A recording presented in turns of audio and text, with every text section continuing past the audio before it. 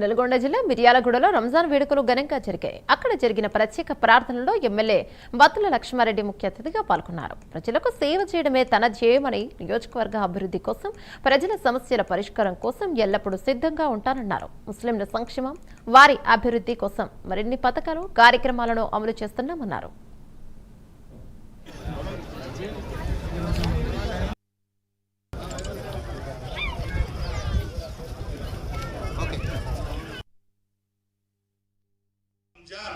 ఈ 30 రోజుల దీక్ష ఎట్లా చేసినా రాబోయే 11 నెలలు కూడా అదే దీక్షతో మనందరం రంజాన్ అంటేనే ఒక మార్పు దిశగా పనిచేయాలి. కాబట్టి రంజాన్ యొక్క ఉద్దేశం కూడా మనుషుల యొక్క మార్పు రావాలనే ఉంటుంది. కాబట్టి దానిని అల్లాహ్ని గౌరవిస్తూ అల్లాహ్ని శిరసు వంచి ఒకటే చెప్తున్నా, మనందరం మంచిగా ఉండాలా, మనందరం పేదరికాన్ని ముందు తీసుకుపోయే విధంగా దాన్ని అక్కడ మన అవంతిపురంలో ఉన్న ఖబరస్థాన్ కానీ, అలాగే షాదీఖానా కానీ వాటిల్లో కూడా అతి త్వరలోనే మైనార్టీ ఫంక్షన్ నుంచి కానీ లేకపోతే ప్రభుత్వం నుంచి కానీ ఏదో రకంగా ఫండ్స్ తీసుకొచ్చి ఎంపీ, ఎమ్మెల్సీ, ఎమ్మెల్యే గారి ఆధ్వర్యంలో చేయిస్తానని మీ అందరికీ ఈద్గా సందర్భంగా మీ అందరికీ మాటిస్తున్నాను.